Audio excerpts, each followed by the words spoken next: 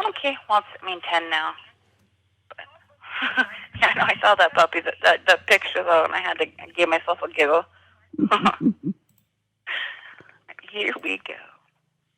All right, we are back on the air, as promised, for our weekly chat with Jason Spiess, and it's brought to you by Highmark Federal Credit Union here in Belfouche.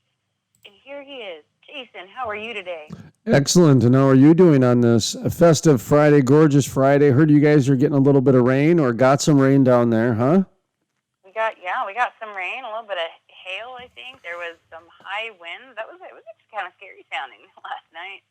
Well, we had like Florida weather where it was in Fargo, it was nice, and 30 miles away they had a tornado, which was kind of weird. It's different, but that's how she goes. But a lot of things happening in the world of energy. Boy, I tell you, the pipelines are in trouble. There's a big problem there with,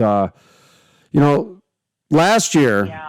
Last year we had the conversation before the whole Corona thing, and I made the prediction that, the way that things are going, the shift to small business and the way that a lot of the duopolies and oligopolies are happening with the bigger companies, that you're starting to see the energy industry really whittle down to about a half a dozen to 10 companies that control 80% of the market out there. And a lot of people in the energy industry really poo-pooed me on that and this and that. And I thought it was going to be a 16-year-old girl and her mission to go across the world telling everybody that fossil fuels are, killing her generation, Greta Thunberg, where she was taking on the oil and gas industry and becoming the keynote speaker apparently at the global climate summit. So I mean, she had an audience and she was positioned as an authority, and she's not an expert, she's not a scientist, she's a 16-year-old girl, and she was winning.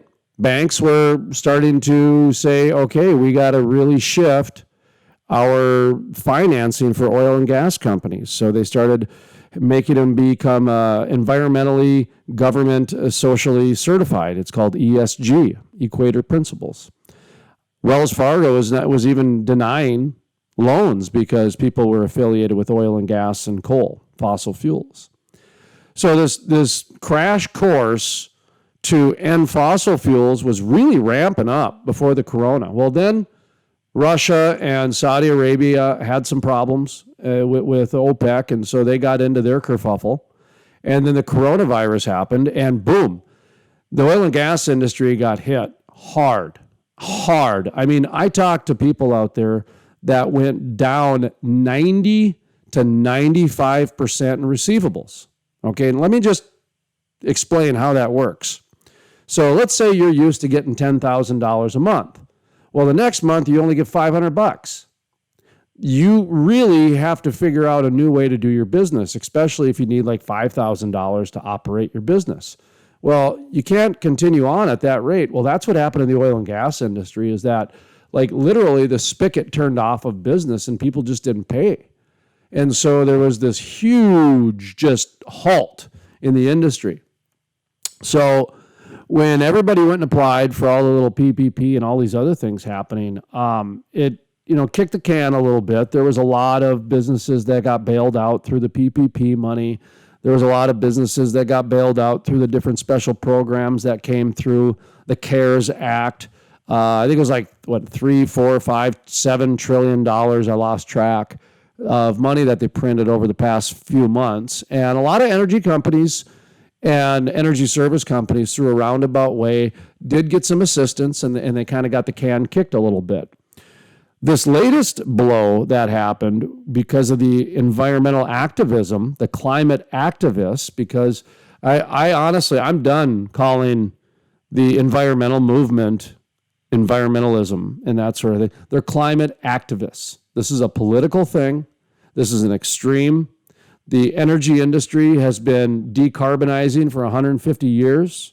They started weaning off of hay and wood, and then they got people off of oil to get them onto kerosene. I'm sorry, off of whales. I mean, we almost extinct the whales because we needed heat and lights in our house. Well, fossil fuels and kerosene got us off that. And then suburban America happened, And we needed everybody to live there. We needed plumbing, and we needed siding, and we needed shingles, and we needed all these different things happening. So there was a whole world built on fossil fuels. And whether it's right or wrong, it doesn't matter. It already happened over 100 years.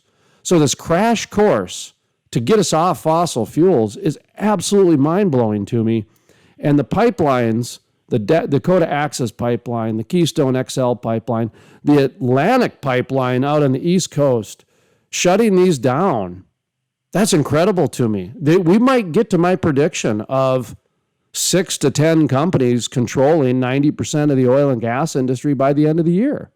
And when I say companies, I mean Saudi Arabia is a company, China is a company. There's certain countries that are actually like traded on the public market. They have a different name, but essentially it's a state-run corporation or a state-run company. So the pipelines, that was a big blow because you're talking about a lot of welders. You're talking about a lot of pipe fitters. You're talking about a lot of different trades that are going to suffer here. And a lot of different construction companies, dirt hauling companies, a lot of porta potty companies. The supply chain on something like this is absolutely incredible. So this is beyond a blow to the oil and gas industry. This goes beyond a blow to that. It's throughout the entire industry. Because at the end of the day, we have to remember pipelines are critical infrastructure. Okay? Pipelines are critical infrastructure. And I'm looking, and I've talked for 5.5 straight minutes, and I apologize, but they are considered by the federal government critical infrastructure. So that's a little bit shocking that they shut down these pipes so quickly based on just that. The other argument, and this is where I'll let you jump in because you are the host, and I appreciate the time that you've let me have come on here, but I did want to kind of give a little bit of context here because these are complex issues. And the thing that me, I don't like to get into sound bites. I try to have some civil discourse. And the fact that, we've been going off of fossil fuels, like I said, hay, and then wood, and then whales, and then kerosene, and then coal and crude oil, and now we're into natural gas. Our carbon molecules have been decreasing naturally since the days of Abraham Lincoln. We've been doing that long before the Sierra Club came along. So this is, to me, I'm not going to get excited in the end of the world Chicken Little stuff here because we've been doing just fine. Now, the pipelines being shut down, though, is a very interesting thing because what's going to end up happening now is the farmers are going to get upset because the farmers need to get their grain to the market. The farmers need to get their product out because as soon as they take it out of the field, there's an expiration date. Now, it might be a year, it might be 2 years, but there is an expiration date. So what happened the last time there was pipeline issues is that Burlington Northern Railroad, I forget what they are, BNSF now, they control pretty much most of the rail across the United States. They took oil first because oil would pay more money. Whatever their logic is, I don't know. I'm sure it's money talks, but I don't want to get into that. But all I do know is the farmers got really upset back in 2015 because they were now at the end of the line. So you shut down the pipelines, you're going to disrupt the entire supply chain of trades, the welders, the pipe fitters, the porta potty people, the truckers. Okay, now you're going to upset the rail. So now you're gonna create a different marketplace in the rail. So now the farmers have got to figure things out. Okay, now keep with me here. You're gonna add more trucks on the road. So now you're gonna have more semis on the road. Where is the environmental gain here? There's none. There's none. Right. You're making the. Go ahead. I was going to say I have a question to add to this actually because my husband had said something about spills. Versus the pipes having issues. Do you by any chance know statistically if it happens more often to have spills like say from on a railroad or like on a boat when they're trying to transport this above ground versus through the new pipeline that was just put in that is, they have all that technology to let you know as soon as there's a leak so they can get it fixed right away versus having an entire thing tip over. And that's kind of another part of the perspective that I was looking at that. I mean, is that, am I off base here? Well, there's a little bit more to it than that too, because the blanket answer is that pipelines are the safest. Pipelines are the most environmental friendly. Pipelines are the safest. That is the very basic blanket answer. Now, there's a lot of reasons why. There's a lot of complexities why. Let's talk about the spills, for example. Okay, so if you have a spill on a rail car or you have a spill on a truck, for example, let's start with the truck.